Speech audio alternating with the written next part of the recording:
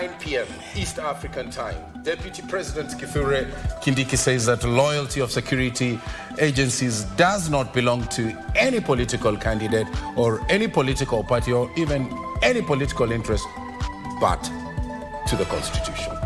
Also in the broadcast on education matters, WASU rejects Moi University management's decision to declare 75 faculty members redundant. And coming up in the business segment, the government reduces the prices of fertilizer.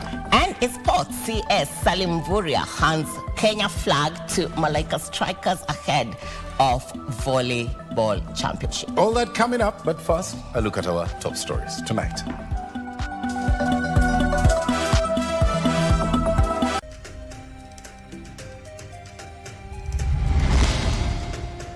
About 3 counties will be affected by landslides. That's Muranga, Elgeyo Marakwet, and also Kiambu. Flood alert. More than 1 million people in 12 counties likely to be affected during the predicted El Nino rains.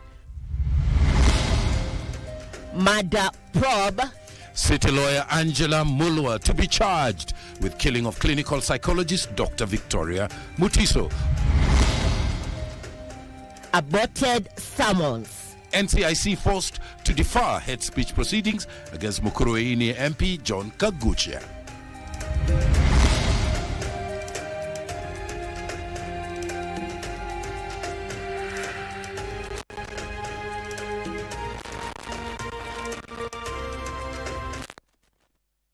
Thank you very much for joining us on Prime Edition. I am Mboya. I am Muchuma. Irene, our socials at KBC Channel 1. Our sign language expert tonight is Caroline Njoroge. An update on that El Nino preparedness as our top story. More than 1.5 million Kenyans are facing the risks of flooding during the October to December rainfall season. According to the National Disaster Operations Center, another 450,000 people could be displaced as a result of mudslides. Now, NDOC says that it has identified 12 counties and regions on high alert, stretching from northern Kenya, the coast, central, Rift Valley, as well as western, with the Kenya Meteorological Service Authority announcing an 80% probability of Kenya receiving above normal rainfall. This report begins our coverage tonight. Kenyans are being cautioned to brace up for a possibility of flooding, landslides and disruption of traffic as a result of above normal rainfall, which could... Speaking in Nairobi during the opening ceremony of the 13th National Climate Outlook Forum, NDOC Director Colonel Retired David Samoei said 1.5 million people could be affected by flooding, could be displaced. We are dealing with a figure of 1.5 million who will be affected and 500,000 who are likely to be displaced. About 3 counties will be affected by landslides. That's Muranga, Elgeyo Marakwet, and also Kiambu. A further 450,000 residents of Mandera, Wajir, and the coast region, Elgeyo Marakwet, Baringo, Narok, Kisumu, and Busia could be affected by flooding and mudslides. The agency is also of transport, water supplies, electricity, communication networks, railway services, and transport services. We have also planned for search and rescue. That is in areas where people would drown. According to Kenya Meteorological Services Authority, the current focus points to a high likelihood of heavy rainfall during the OND rainfall season, while the regional outlook is also showing a strong El Nino signal. The probability of having a strong El Nino are above 80%. Actually, some forecasting centers place it at 90% as very, very strong, and 99% that it will be there. Counties have further been advised not to use schools as facilities for displaced people and instead identify alternative facilities in advance. We have to leave the famous no stone unturned in the sense of giving advice on the implication of weather to these various sectors. Joseph Wahungu for Prime Edition. Now let's go to the Scales of Justice segment. City lawyer Angela Mulwa will now be charged with the offense of murder of clinical psychologist Dr. Victoria Thunya Mutiso. In his submissions before the Milimani Court's Magistrate Joan Mati, Senior Prosecutor Jason Makori informed the court that the Office of the Directorate of Public Prosecutions had already filed the charge at the High Court. Now, Mulwa was rearrested at the court's precincts after being freed on a 1 million shilling cash bail granted to her by a Mavoko Law Court in a separate case in which she is accused of being involved in the theft of a motor vehicle and a long-running property dispute linked to the deceased. Here is that report. In a fresh legal twist surrounding the murder of clinical psychologist Dr. Victoria Mutiso, Angela Mulwa will now face murder charges after the Office of the Director of Public Prosecution approved the charges against the city lawyer. Appearing before Milimani Law Court Magistrate Joan Mati, the ODPP informed the court that the Prosecution Council officially registered the charge at the High Court. The same was registered this morning as we were in court at the High Court. And this is an information sheet for murder. Earlier, the court had dismissed an application by the prosecution filed on Friday, 21st of August 2026 that sought to have Mulwa detained for a further period pending investigations after she was rearrested in connection with the murder. We were seeking the 14 days so that we can complete investigations on a murder, on a case of murder, which the respondent is a suspect. I accordingly find that the preliminary objection does not meet the threshold established in Mokisa Biscuit Manufacturing Company Limited versus West End Distributors Limited and subsequent jurisprudence. The preliminary objection is therefore dismissed. This is after the defense counsel, Danstan Omari, argued the accused was already on 1 million shillings cash bail in a case under the jurisdiction of the Mavoko Law Courts. What we are only objecting is transfer of a matter that has not been heard. You've not even read that application.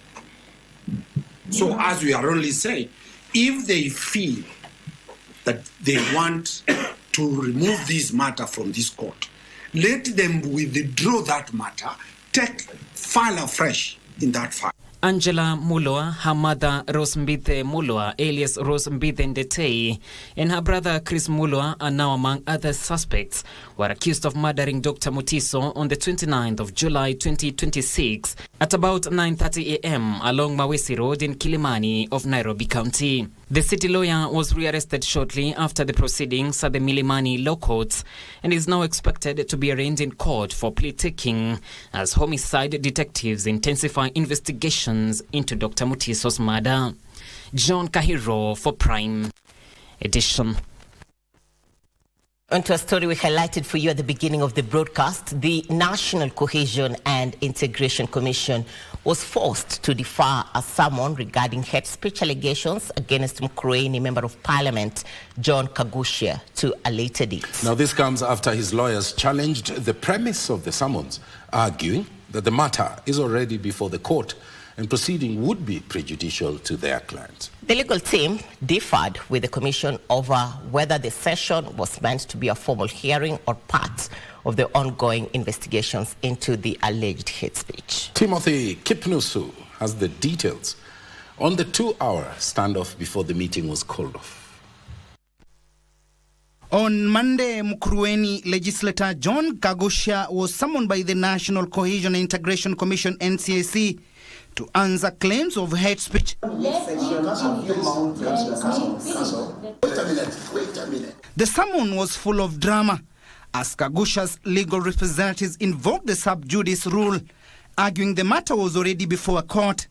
Whether a matter that involves the same transaction and subject matter can be launched in two separate constitutional institutions.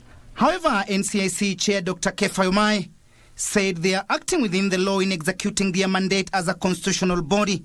What is wrong, apart from what you mentioned that is in court, for him to state his facts as they are from his perspective.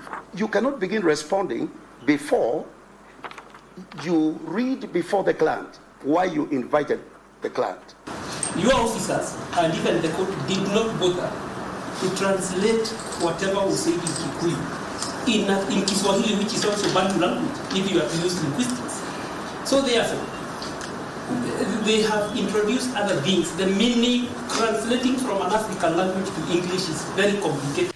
The lawmaker at the same time has hit out at the commission for what they claimed is distorting the interpretation. We have asked the NCIC to allow us to go through with the process in the court of law, and so that a determination can be made there. So that we also not subjected to double jeopardy, and also the issue of sub judice. NCAC commissioners had a difficult time explaining to his legal team whether Kagushia was summoned for investigations or a hearing. They have no rules of procedure on how investigation is to be done, no rules of procedure on how hearing is to be done. After push and pull for more than 2 hours, the matter was postponed. We have considered all those issues, and the commission has said clearly that they will be doing, they will give their own decision later on and do this as fast as possible. NCIC chairperson has, however, lauded the lawmaker for honoring the summons, urging other politicians to follow his example. Do not push us to the wall and issue or seek for warrants of arrest and come for you. When it comes to hate speech and ethnic mobilization, incitement, there's no place in the now Kenya. Timothy Kipnusu for Prime Edition. Deputy President Kithure Kindiki now calls on security agencies to ensure their authority over the masses must never become an instrument of partisan politics, with the 2027 general poll just round the corner. Speaking after presiding over the Kenya Prison Service 27th Officer Cadet Passing Out Parade at the Prison Staff Training College in Ruiru, Kiambu County, the country's second in command noted that the loyalty of security agencies does not belong to any candidate, party, or political interest, but to the Constitution. Here's our reporter Abdiaziz Hashim with the details of that story. Do hereby swear by Almighty God. Presiding over the Kenya Prison Service 27th Officer Cadet Passing Out Parade at the Prison Staff Training College in Ruiru, Kiambu County on behalf of President William Ruto. Orders and regulations. The country's second in command weighed in on the claims made by the opposition that security agencies in the country are not independent. As officers of a disciplined service, your authority must never become an instrument of partisan politics. This responsibility becomes even more important as our country approaches the next general election. Kindiki noted that security agencies' loyalty is solely to the Constitution. Your loyalty does not belong to any candidate, party, or political interest.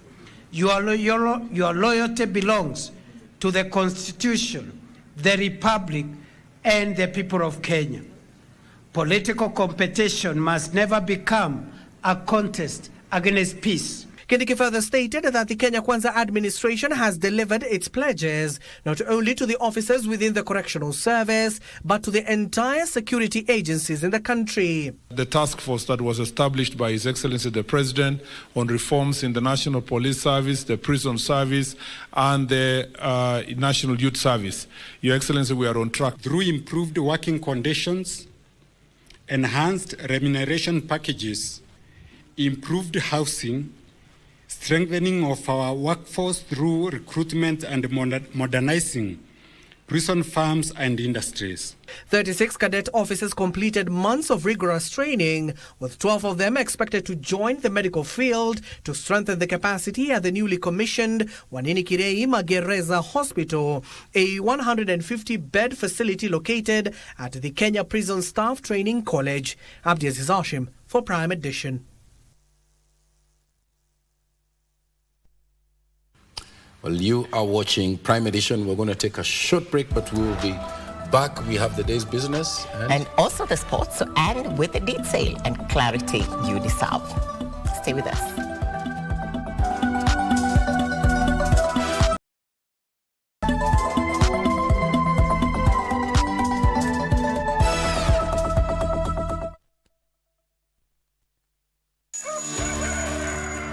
Good morning. Good morning. Good morning, Kenya. Wake up with Good Morning Kenya, the morning show that's got it all. We dive deep into issues shaping our country. Youth are a voice of a nation. What is the next step for the young people? Unpacking political landscape from Monday to Wednesday. We discuss family matters. It is very important to guard your relationship. And for your health. Someone doesn't wake up and they become an addict. It's in stages. We've got you covered each at 9 a.m. Every Wednesday, it's all about the viewpoint. A day in politics is like 1,000 years. Unpacking the biggest stories of the week, getting you insights and getting you ready for your day. And the package is not yet done. I get to fix your Thursday with some entertainment. Entertainment Thursday, it is. Good morning, Kenya. We shape your day. Good morning, Kenya. Every weekday morning on KBC Channel 1. Tunatambulika. Tamaduni zetu, ukarimu vyetu, uchapakazi za watangazaji wetu waliobobea. Libengo niko hapa AK. Bila shaka hapa ni kama pedeshe ma deep state pia vile. Enzi talanta za pwani, tunakuza talanta za hapa kwetu. Friend to tell a friend. Tuko mjengoni kama kawa na wanangu wengine wawili. Usikose kutegea 103.1 station ambayo itakupa fursa ili wa pwani na kuleta wa Kenya pamoja. Tafrija kipwani.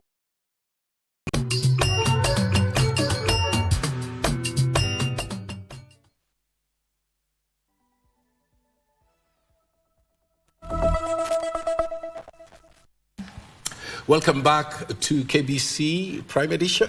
Our socials at KBC Channel 1 on X, Facebook, and YouTube. Let's now switch to politics, Tom. Story 1. In the second part of this broadcast, former Deputy President Rigathi Gachagua is calling for the consolidation of Mount Kenya vote ahead of the 2027 general election. Gachagua says the region must remain united and vote as a bloc if it is to have a strong voice in determining the country's political leadership. Speaking in his Wamunyoro home while hosting his Isiolo delegation, Gachagua said that he will traverse other parts of the country to mobilize support and consolidate votes ahead of the general poll.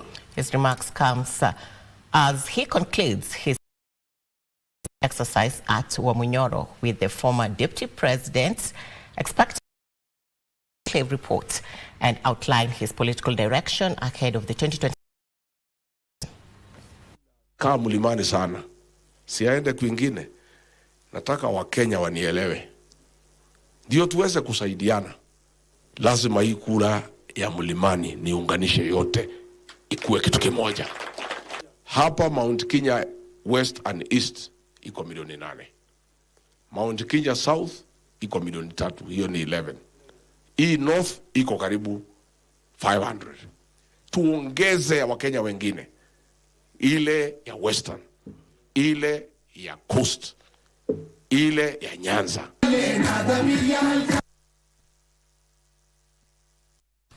The Interior Designers Association of Kenya, the Association of Construction Managers of Kenya, and the Architects Alliance have unanimously rejected the Architectural and Quantity Surveying Practitioners Bill 2026, which is currently before the National Assembly.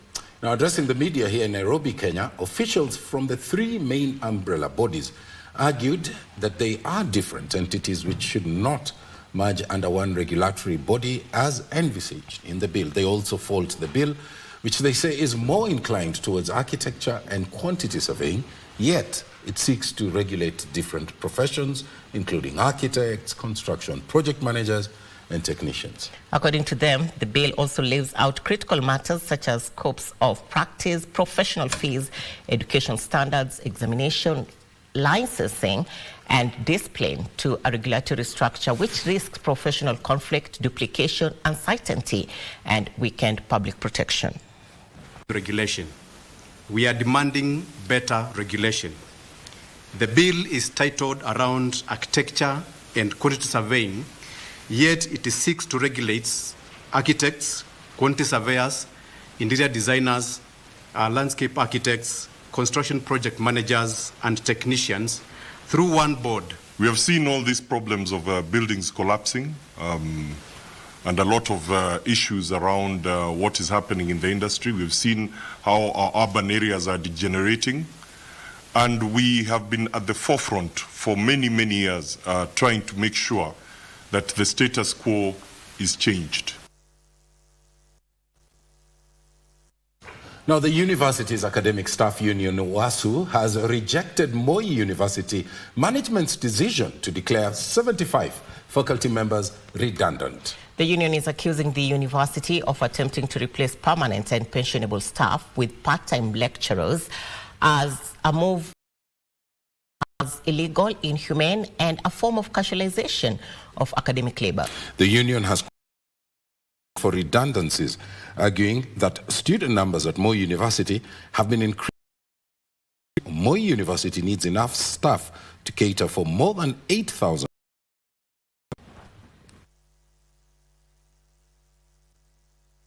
With the demand immediate withdrawal of the advert for part-time lecturers in the affected departments, failure to which we shall instruct our members to cede any teaching materials, not conduct any handover, and we shall commence industrial action, including a strike and legal action in the Employment and Labor Relations Court. Moi University is working like an island where they want to reduce theirs while all the other 38 public and university colleges want to increase their staff in readiness or in state of preparedness to receive the KBC. Enough is enough with this issue of redundancy. We cannot have, again, acting management sacking permanent and pensionable members. This management have even acted beyond their time. Solidarity forever. For the union makes us strong. On to other developments, there is a need for the devolved governments to extensively involve the electorate in every development, governance, and policy formulation at the grassroots level for the realization of universal socio-economic growth. Now, this was the rallying call in Kisumu as Kenya's Secretariat of the new Partnership for Africa's Development, NEPAD, rolled out the third phase of the county peer review mechanism aimed at promoting and strengthening participatory governance in the county. Wycliffe Okech puts this story into perspective. In a bid to promote and strengthen participatory governance, NEPAD is currently rolling out the third phase of the county peer review mechanism, where the electorate is accorded an opportunity to rate their respective devolved governments. CPRM is a very noble initiative because it helps strengthen governance, helps strengthen accountability. It also helps strengthen service delivery, where the governors will peer review each other and see, learn from each other the best practices, the gaps that are there. In Kisumu, the administration of Governor Professor Anyang' Nyong'o has been rated 50% by Kisumu residents, who opine that the reigning regime has achieved commendable milestones, especially in the health docket. So we are looking at issues like health, which has done very well in county government of Kisumu, but we also see lower rating, 31%, 33% on drugs and other issues like pornography. We need to improve on those ones. However, the residents singled out inadequate sanitation infrastructure as one of the areas that need immediate attention. And the major issue that we've been complaining within Kisumu is the issue of lights at night. Over 30 counties have been rated, reviewed and validated under the mechanism by NEPAD, with the Secretariat urging county governments to embrace inclusivity in governance through meaningful public participation. You must come out as a resident who is paying taxes to be able to demand accountability and also be able to make sure that things are done according to how they should be done. Reporting for Channel 1 from Kisumu County, I am Wycliffe Okage. Police in Kiambu are investigating the mysterious death of a middle-aged man whose body was found inside a garbage truck parked along a street in Kiambu town. The man who was last seen on Sunday is said to have complained of stomach pain and fatigue before seeking a place to rest inside the lorry. The driver of the lorry returned on Monday to pick up the lorry for garbage collection, only to make the shocking discovery of the man's lifeless body inside the vehicle. Now, speaking to the press after visiting the scene, Kiambu Ward Administrator Job Hamisi and Assistant County Commissioner Caleb Nyongesa confirmed having been alerted of the incident. The administrators further said that they will require transporters involved in garbage collection to maintain proper records of their crews, including their identities as well as their next of kin. The body was moved to Kiambu Level 5 Hospital mortuary, awaiting an autopsy to establish the cause of the death. Watu ya malori tumeweza kuweka mpangilio. Hii malori ilikuwa inakaa kwa mpangilio, ilikuwa inakaa kila mahali hapo.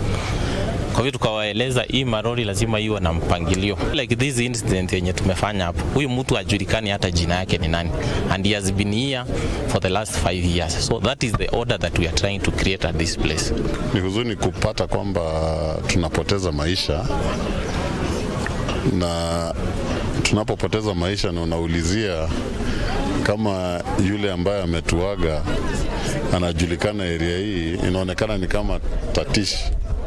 Watu hawamuelewi, hawamjui, hata wajui background yake ya maradhi, na jinsi alivyofika ndani ya hiyo lori bado ni tatanishi. Well, a family in Mukuru kwa Ruben in Embakasi South constituency is in agony following the loss of 3 family members in a span of 1 month. In the first incident, a man who was transporting illicit brew using his motorbike was involved in an accident and lost his life. His mother is said to have died from shock upon learning of her son's death. A month later, the family is mourning the loss of a deceased brother who was also transporting 120 liters of illicit brew on his motorbike. Now, the accident is said to have occurred at, believe it or not, the same spot. The pain is evident on their faces as they grapple with 3 deaths in their family, all in quick succession. Just a month after burying their brother and mother, disaster struck yet again. Ni takribani mwezi mmoja ambapo ndugu yake sasa mdogo pia alipata ajali akafa, na wakati ujumbe ulitumwa nyumbani ya kwamba huyo ndugu yake alikuwa anaitwa Peter amepata ajali amekufa, mama yake kupata hiyo habari na yeye akashtuka akakufa. Sasa pia ndugu yetu mwingine ndio amekufa. Na bado mali bradangu alipatia extend hiyo mdogo, na huyo tesemu alipatia extend hapo hapo. The family that hailed from Mukuru kwa Ruben in Embakasi South constituency recounts the last moments with their brother Edward before he met his death on the 21st of August. Tukaingilia hapo Road C, ndio tutokea hapa sasa tukuja Enterprise Road ndio tuingie kumtaa Ruben. Hapo sasa ndio tulipata accident. Mimi mwenyewe nikatupa fahamu, nilijipata nikiwa huduma huko chini. They blame the deaths on illicit brew trade, saying many lives have been lost, not from consuming the brew, but from accidents involving those transporting it at high speed as they attempt to evade the police.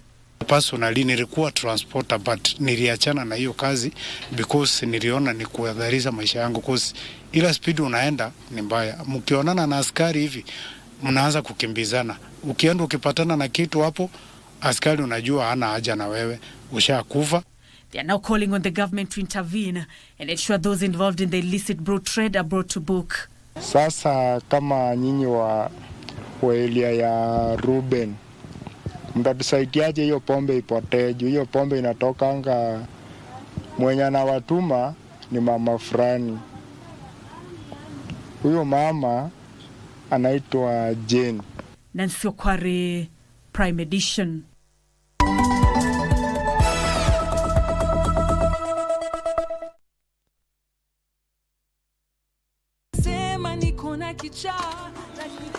Unajua Terry kama ni mwanaume kamili.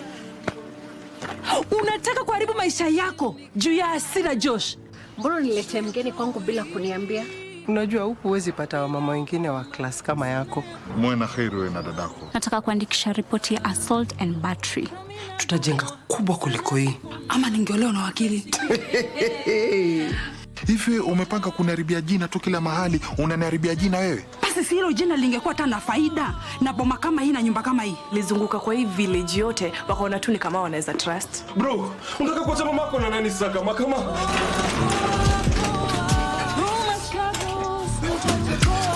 Nikupige, alafu nikutupe nje. Mimi na wewe. Ngoja. Ngoja. Nusuwe ni compare tena na Mandy. Usiwahi kunipazia sauti tena. Na usiwahi kunithreaten na maneno ya kuondoka pia hapa tena. In a world where news is ever changing, staying informed is more important than ever. Join us every week on News Check, your go-to show for the latest in current affairs, breaking news and in-depth analysis. A warm welcome to KBC News Check. From politics to global events, we bring you content that matter to you. We're not just speaking about the governance and how we want to see it, but want to actually participate. Get your facts, hear from the experts, and really understand what is happening around you. We need to change our system first. You have to do the impossible to make sure the message is home. Stay ahead, stay informed, stay engaged. Will these people, everybody agree? Just listen to me. Let's give him a chance to clear the air. Catch News Check every Tuesday and Wednesday from 10 a.m. to 12 noon. Only on KBC Channel 1.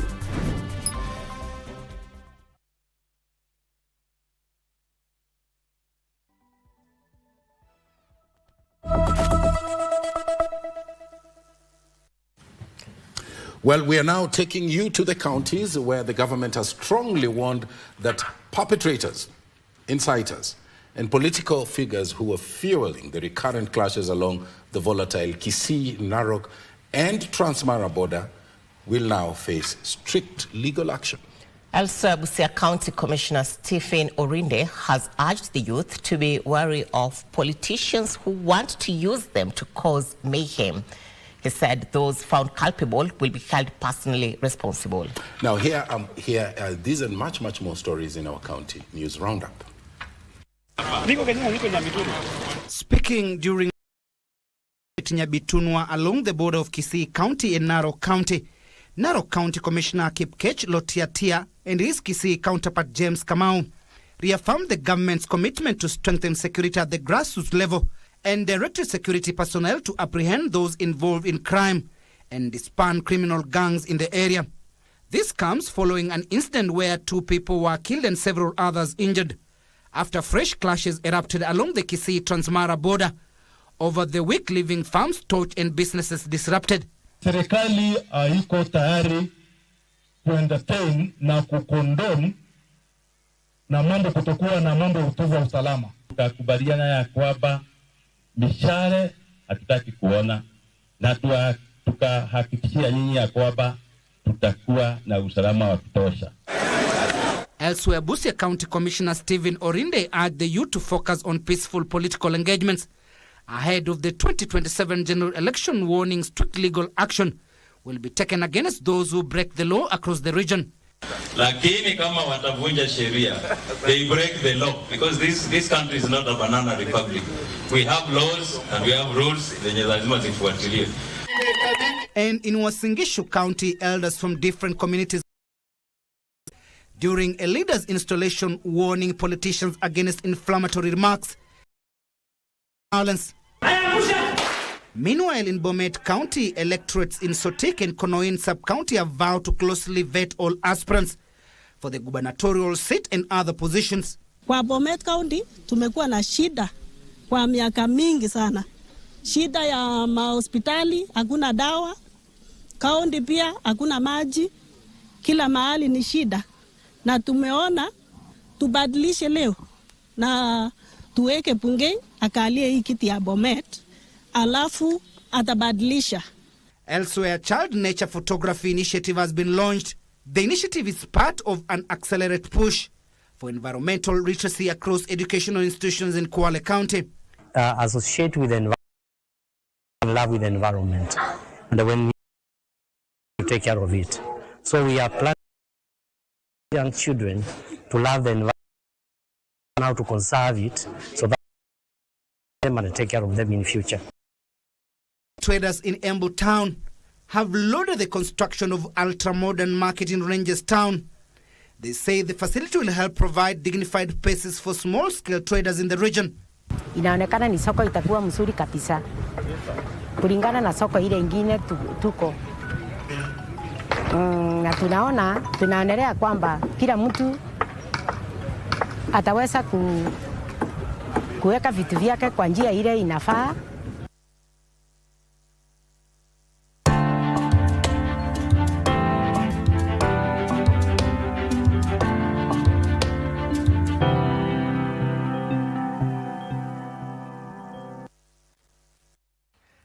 Hello and welcome. It's time for Essential Business News with me, Alan Aoko.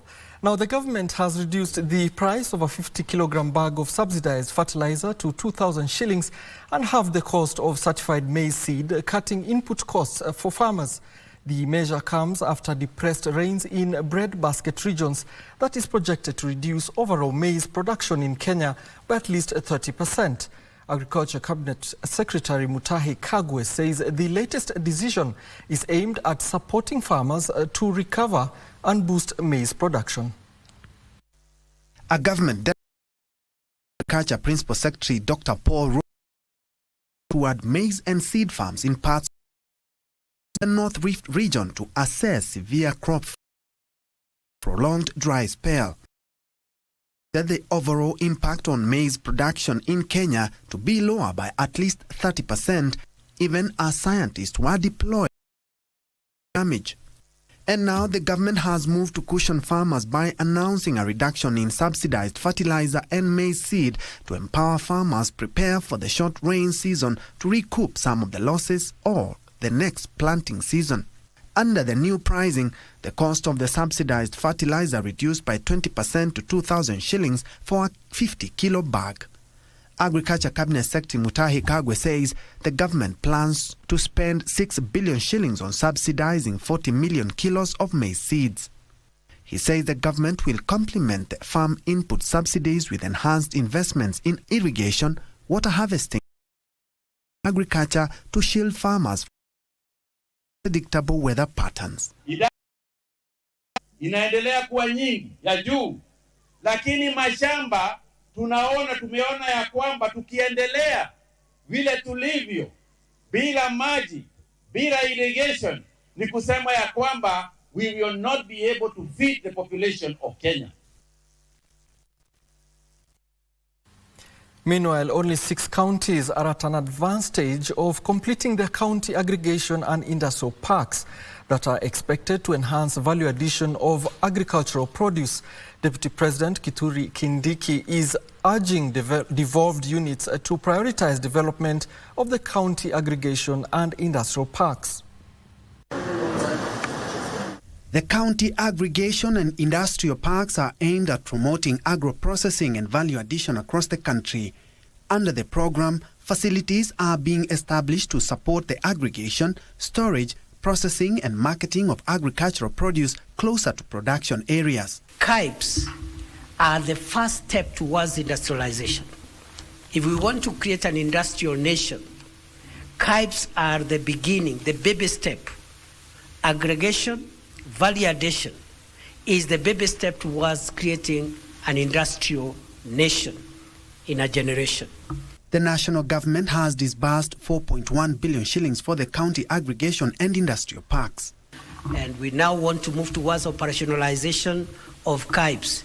We want to see value addition, aggregation.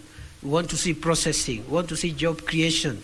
We want now to start discussing uptake of spaces in the KBC so that we can develop that very important infrastructure. Kindiki made the remarks during the 30th ordinary session of the Intergovernmental Budget and Economic Council IBEC in Nairobi. Elsewhere, the National Biosafety Authority is harmonizing the approval of genetically modified products and related regulatory processes in a move that will see approvals processed concurrently. National Biosafety Authority Chairperson David Wamatsi says the agency is working with other government agencies to accelerate the adoption of biotechnology as a tool for addressing food insecurity in Kenya. The National Biosafety Authority is seeking to fast-track some biotechnology procedures, such as approval of genetically modified products. Where other government agents are involved, like NEMA, it runs concurrently. So the moment we approve, there's no other commitment and fears that it might not work the other end. Speaking in Nairobi during an engagement with principal investigators and institutional biosafety committees, Wamasi said the National Biosafety Authority has identified lengthy regulatory processes and uncertainty as some of the challenges facing researchers and developers. The forum was meant to help researchers understand regulatory requirements and identify ways of improving compliance. In terms of the way we can improve the efficiency, in terms of the compliance, and also how we can be able to fast track and see that Kenya benefits from the technology. The National Biosafety Authority says propaganda and misinformation about genetically modified products are a key challenge to the uptake of biotechnology in Kenya. But I want to assure Kenyans that any product developed by GMO or whatever nature of modern biotechnology, they are safe for the population.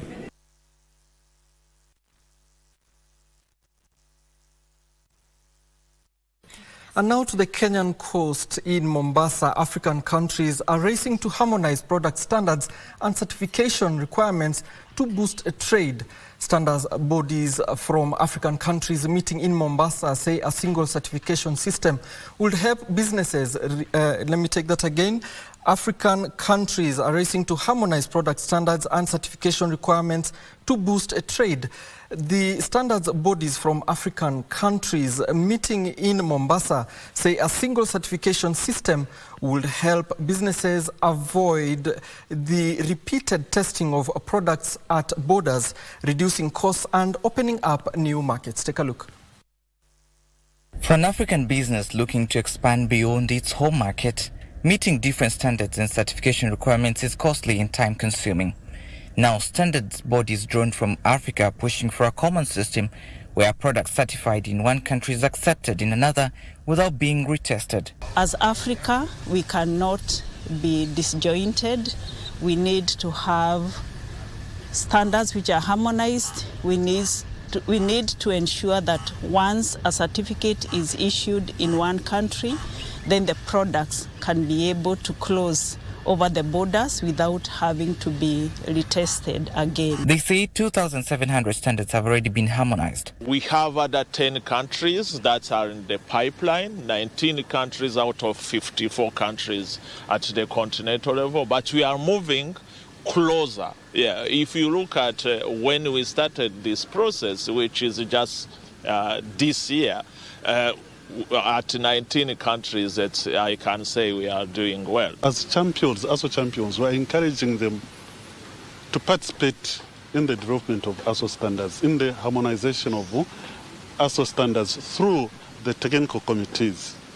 And in addition to that, it's not only having these standards harmonized, but we want to encourage all member states as ASO champions to adopt these standards. Apart from adopting these standards, that means they have to apply these standards in their respective countries. However, these cover only 28% of the tariff lines. Test it once, certify it once, and sell it. That's the dream. But to make it work, all countries need to agree. This is just the building of a group with no borders. Trevor Ngendo for KBC. Trevor Ngendo, thank you. Now, Sun Mobility has launched its open architecture battery swapping ecosystem, positioning Kenya as a base for its wider expansion in Africa as demand rises for cleaner and affordable transport solutions. Sun Mobility co-founder Ajay Goel says its technology can deliver savings of up to 35% compared with petrol vehicles for riders kilometers daily, while allowing multiple vehicle manufacturers to integrate electric motorcycles, scooters, passenger tuk-tuks, and cars to the shared platform. With 35 swapping stations already established in Nairobi and Mombasa, Goel says the battery swapping ecosystem will accelerate electric mobility adoption by reducing infrastructure barriers for manufacturers and riders.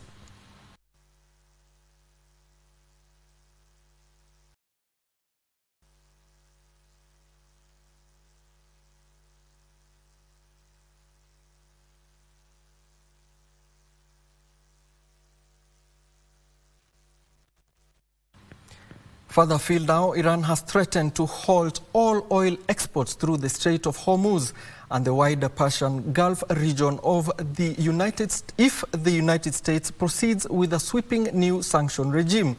Here are the details of this and other stories making headlines across the globe. Crude oil prices have reduced by more than 1% amidst growing expectations that United States will impose new sanctions on Iran.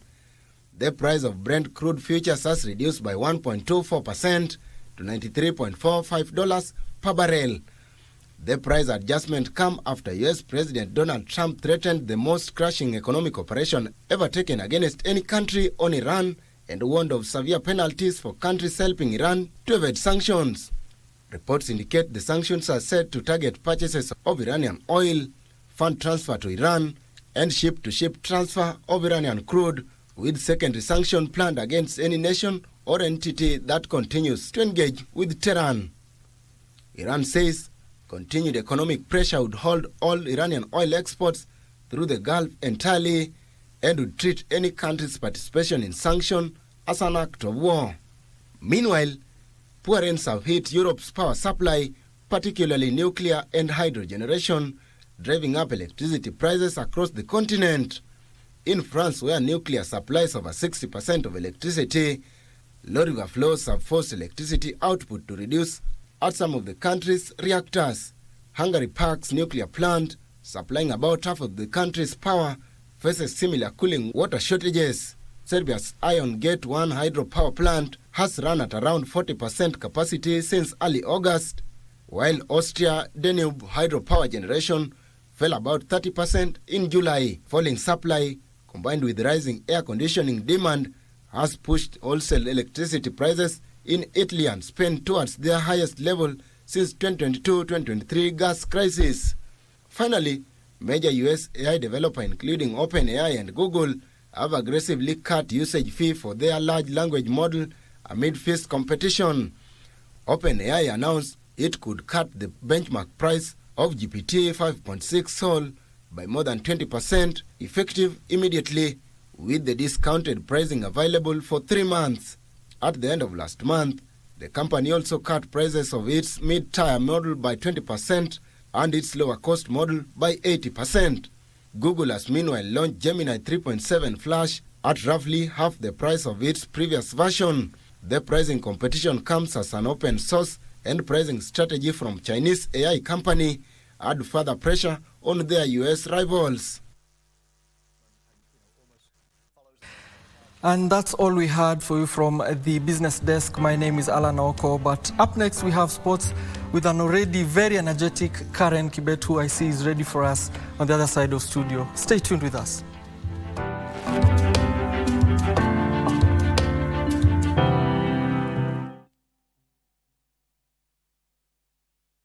The wait. KBC Iko Huduma Center.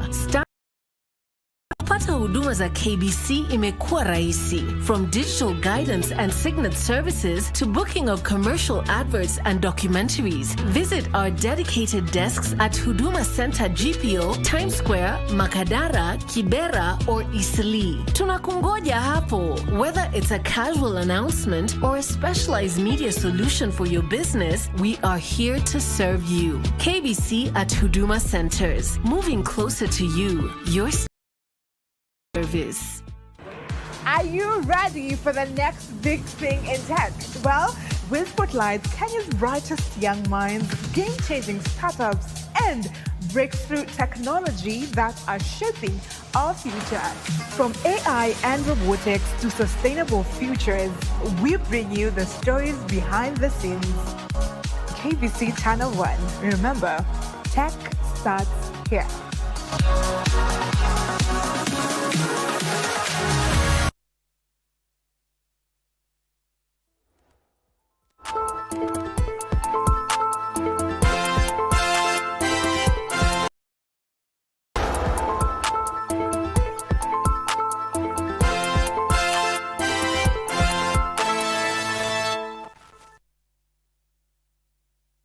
Welcome back to KBC Prime Edition. It's now sports time. My name is Karen Kibet.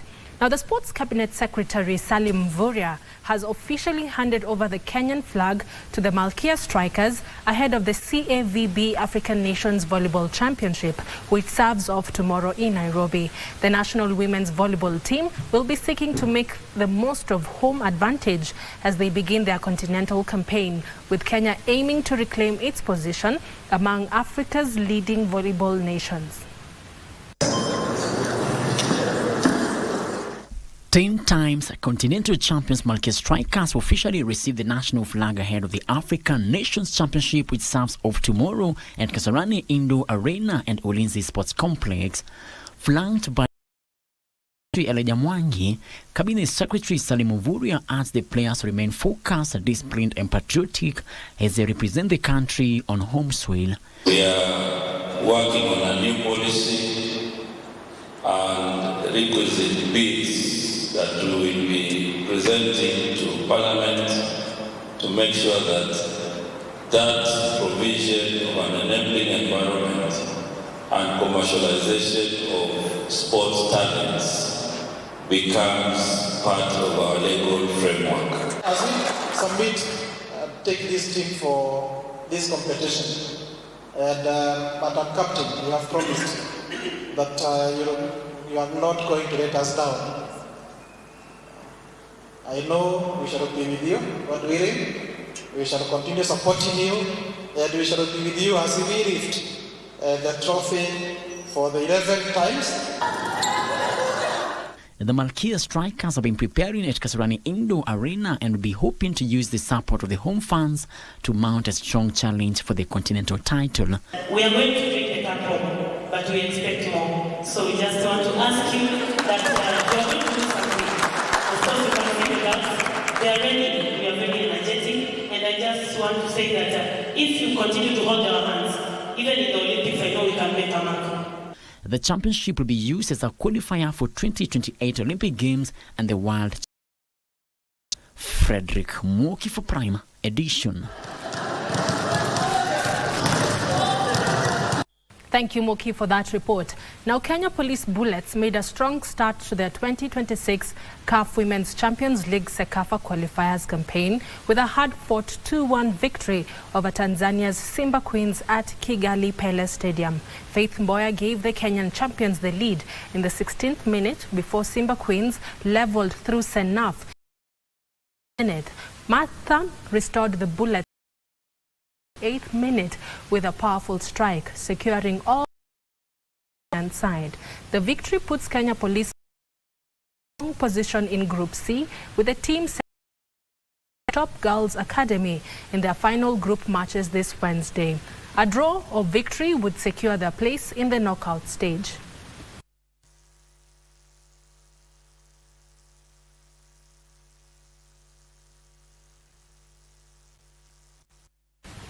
After a 7-year break, the Anoka Zone V Youth Games return to Nairobi this week, bringing together around 300 young athletes from 11 countries for 4 days of competition. The 2026 edition runs from August 25th to 28th at Kenyatta University and other venues across the capital, with athletes competing in athletics, swimming, 3x3 basketball, judo, cycling, tennis and beach volleyball. Kenya will host athletes from Uganda, Rwanda, Tanzania, Ethiopia, Burundi, Eritrea, Somalia, South Sudan, Sudan and Egypt. The Games provide a valuable platform for young athletes to gain international experience as they prepare for senior level competition, while also serving as part of the build-up to the Dakar 2026 Youth Olympic Games in Senegal from 31st October to 13th November. The Zone V Youth Games were last held in 2019 in Rwanda.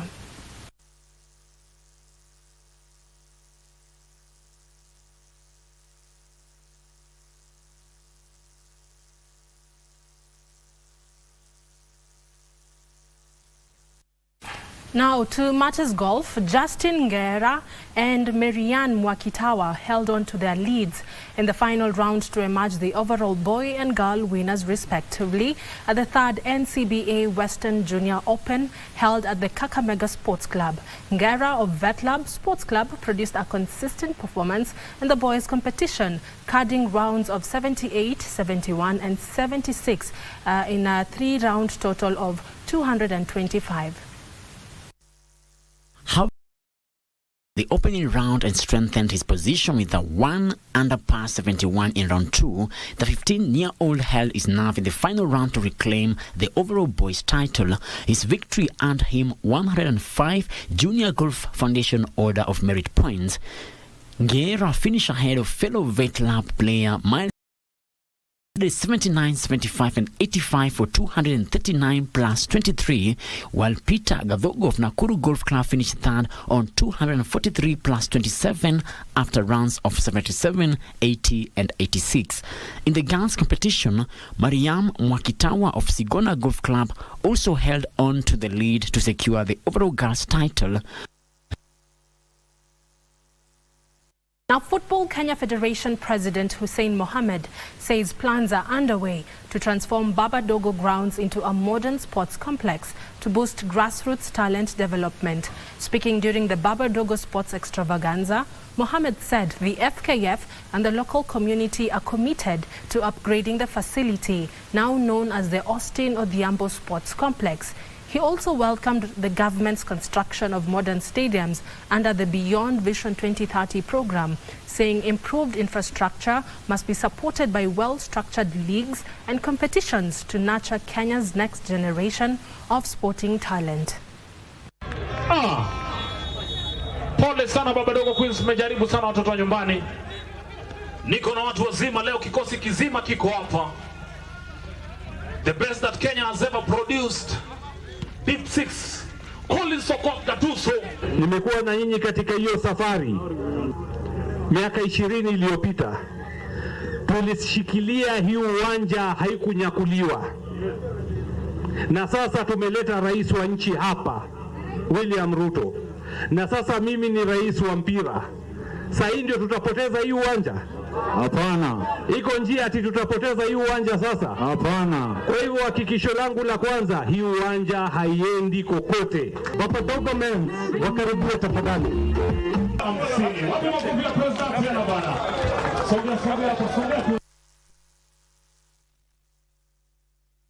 And that's for all the sports stories we had for you tonight. I'll see you tomorrow with more sports news, the KBC Prime Edition News. My name is Karen Kibet. I'll hand you back to my colleagues Tom Mboya and Irene Muchuma. Thank you, Marakwet Express. We'll also be back here at the same time, same place, 9 o'clock East African time. We want to thank you on behalf of the Prime Edition team in the back end. I'm Tom Mboya. Good night from Nairobi, Kenya. I am Muchuma Irene. Good night. God bless you.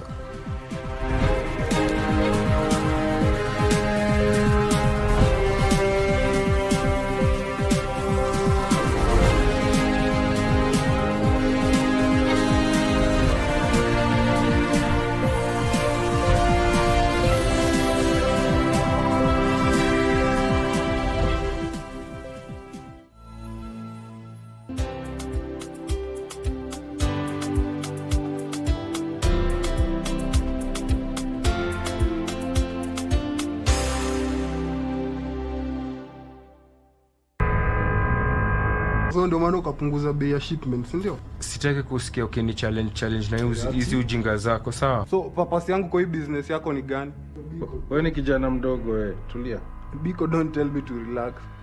If it were you, Marvin ameenda behind your back akafanya kitu, unge relax sahi. I never thought that team was that bold. I never did too. Mbona Marvin aliamua tu kurudi Nairobi? Because you are not able to follow terms. What if I tell you unaweza kurudishia hiyo mzigo? Hiyo kazi unaiweza. Niletee mzigo, nione na macho yangu, nione mzigo ndo hii. Why don't you go to church? Oh, she is churchy. You come off as a very confident man. The confidence, the courage is in me. Are you a talented artist? Or are you passionate about a topic you want to discuss? But it can be very hard to find for an upcoming artist. Don't worry. Studio Machinari back. Sign up on ajira.co.ke to book a session with our music and video producers across the country. Work on your music, jingles, spoken words, and even podcasts to realize your dream. All for free. Studio Machinani, Radani Talent.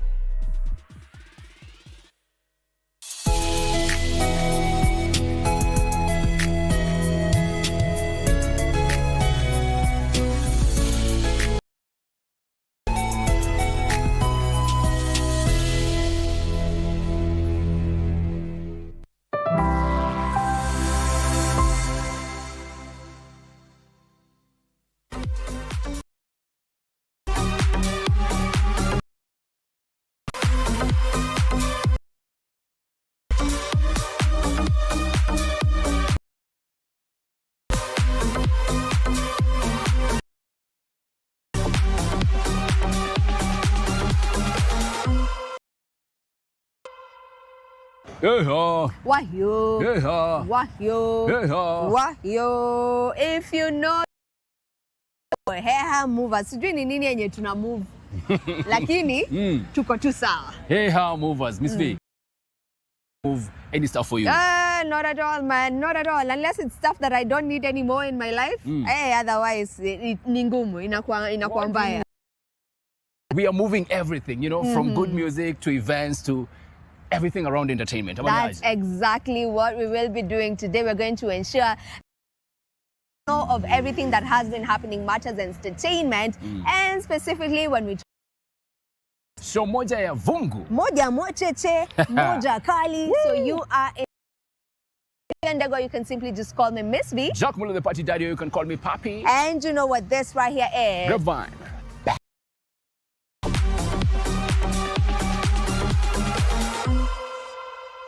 Hey yo, majama, by now you're